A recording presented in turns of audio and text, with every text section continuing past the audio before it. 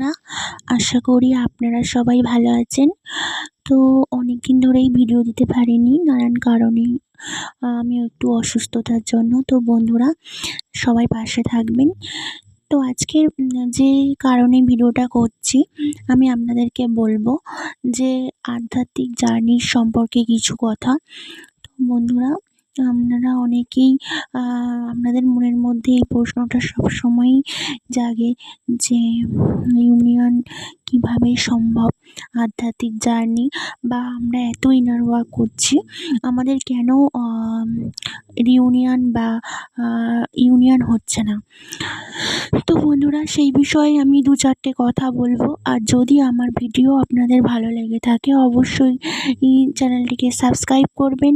আর যেহেতু এটা আধ্যাত্মিক জার্নি সম্পর্কে ভিডিও, তাই একটা লাইক করবেন ডিভাইনের জন্য। তো আশা করি আপনারা আপনাদের ভিডিওটি ভালো লাগবে। তো বন্ধুরা, শুরু করা যাক কিছু কথা। তো বন্ধুরা দেখুন, এই জার্নিটা হচ্ছে মেইনলি হচ্ছে তোমার মধ্যে ইনার ব্যালেন্স, মানে নিজের মধ্যে ব্যালেন্স। কি ব্যালেন্স করবেন না, ডিএফ এনার্জি এবং ডিএম এনার্জি। এবার আপনাদের মধ্যে প্রশ্ন আসতেই পারে যে ডিএফ এনার্জিটা কি আর ডিএম এনার্জিটা কি? ডিএফ হচ্ছে ডিভাইন ফেমিনাইন আর ডিএম এনার্জি হচ্ছে ডিভাইন ম্যাসকুলাইন। আর এই দুটো পার্ট হচ্ছে এই জার্নি বা এই জগতের দুটো অস্তিত্ব, যেটাকে আমরা শিবশক্তি বলে জানি। আচ্ছা, আর হচ্ছে তোমার ডিভাইন ফেমিনাইন হচ্ছে মাতৃসত্তা, ডিভাইন ম্যাসকুলিন হচ্ছে পিতৃসত্তা। তো বন্ধুরা, আশা করছি আপনারা এই টুইন ফ্লেম সম্পর্কে কিছু বেসিকটা ক্লিয়ার হলো। তো এবারে আসি যে টুইন ফ্লেম কথার অর্থ কী। টুইন ফ্লেম হচ্ছে দুটো আত্মা, মানে টুইন মানে দুটো একই আত্মা দুটো ভাগে ভাগ হয়ে গেছে, কিন্তু দুটো শরীরেই আছে, কিন্তু আত্মাটা কিন্তু একই। তো এই আত্মার বিভিন্ন দুটো পার্টের আত্মার কিন্তু অনেক কাজ থাকে পৃথিবীতে, আর সেই জন্যই মেনলি ডিভাইন এই জার্নিটা তাদেরকে দেয়। তো এই জার্নির আসল উদ্দেশ্য হচ্ছে মোক্ষ লাভ। আর এই জার্নির মাধ্যমে ডিভাইনের এই জার্নিতে যারা থাকে ডিভাইনের অনেক কিছুই, মানে সিমটনিসিটি বা বলো বা অনেক কিছু দিক তারা পায়, বা কিছু ডিভাইন থেকে কিছু মেসেজ তারা কিন্তু পায়। আর এই যে জার্নি যে বলো, এই জার্নির আত্মাগুলো কিন্তু অনেক পবিত্র হয়। মানে দেখো, ধরো বলি যে রাস্তা থেকে হয়তো কেউ যাচ্ছে, হয়তো একটা বৃদ্ধ মানুষ যাচ্ছে। তো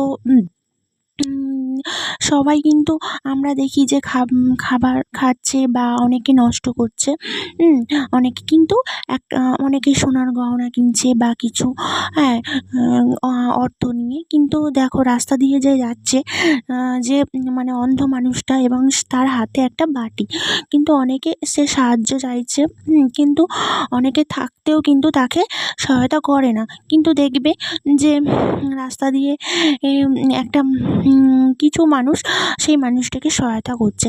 তাই আমি এই কথাটা বলছি কারণ এর মধ্যে একটা উদাহরণ হচ্ছে যে ডিভাইন ফেমিনাইন বলো, ডিভাইন ম্যাসকুলাইন বলো, এদের আত্মাটা কিন্তু অনেক পবিত্র হয়। আর এরা কিন্তু মানুষকে সহায়তা করে, কারণ নিজের খাবারটা দিয়ে মানুষকে সহায়তা করে এরা আনন্দ পায়। আর এরা এই সহায়তা করার পরে নিজেরাই কিন্তু জটিলতার মধ্যে জড়িয়ে পড়ে এবং নানা রকম অপমান বোধ হয়। কারণ আমি এটা বলছি কারণ হচ্ছে এটা হচ্ছে কলিযুগ, ঠিক আছে? তুমি যাকে ভালো করবে, মানুষ কিন্তু তোমার ভালোটা কিন্তু ঠিকমতো নেবে না, কিন্তু কিছু মানুষ নেবে আর কিছু মানুষ তোমাকে ভুল বুঝবে। এর মেন কারণ হচ্ছে অবিশ্বাস। তাহলে এই বিশ্বাসটা কিন্তু ওই জন্য সবার ক্ষেত্রেই বিশ্বাসটা দরকার। হ্যাঁ, এবার ঠিকমতো মানে আমি বলছি না যে সব কিছু বিশ্বাস করতে, কিন্তু বিশ্বাসটা ঠিক জায়গায় কিন্তু বিশ্বাসটা করাও দরকার, উচিত। হ্যাঁ, দেখো সূর্যের আলোয় আমরা আলোকিত হই। এটা তো সত্য না? এটা তো চিরন্তন সত্য।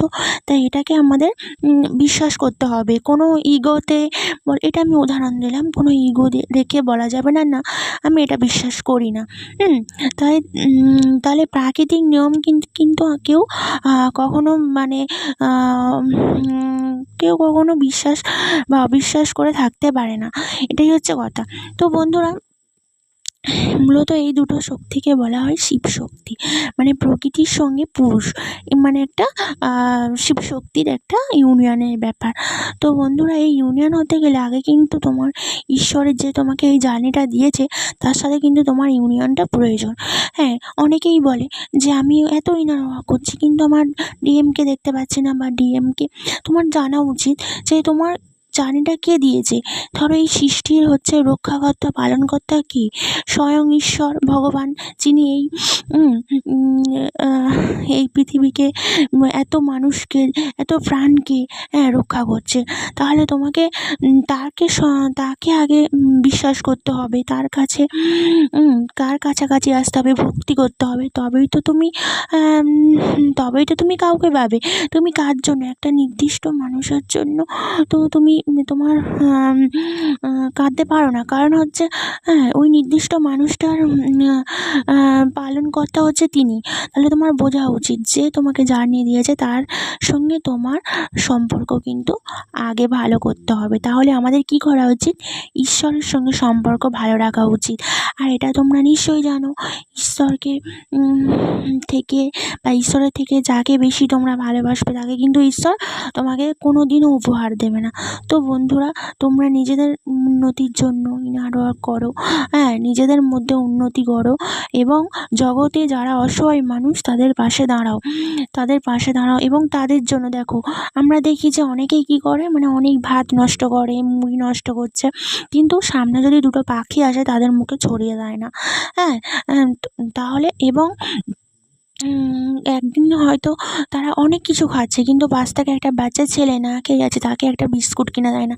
তাহলে ঈশ্বর আগে কী দেখবে? ঈশ্বর আগে দেখবে তোমার মন, তোমার মনের কত পবিত্রতা। তবেই তো ঈশ্বর তোমাকে আশীর্বাদ করবে, তবেই তো তোমাকে কিছু উপহার দেবে। আর তোমরা নিশ্চয়ই জানো বা আপনারা জানেন যে ঈশ্বরের উপহার কিন্তু সর্বশ্রেষ্ঠ উপহার।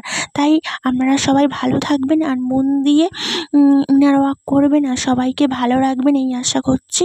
আর ভিডিওটি যদি আপনাদের ভালো লাগে অবশ্যই লাইক করে পাশে থাকবেন আর কমেন্টে জানাবেন এরকম আধ্যাত্মিক বিষয় সম্পর্কে যদি কিছু বা কোনো ভিডিও যদি আপনাদের মনে হয় যে কোনো জানার বিষয়, তাহলে কমেন্টে জানাবেন। আমি সেই হিসেবে আমি সেইভাবে ভিডিও বানাবো। তো সবাই ভালো থাকবেন আর সবাইকে ভালো রাখবেন। নমস্কার বন্ধুরা।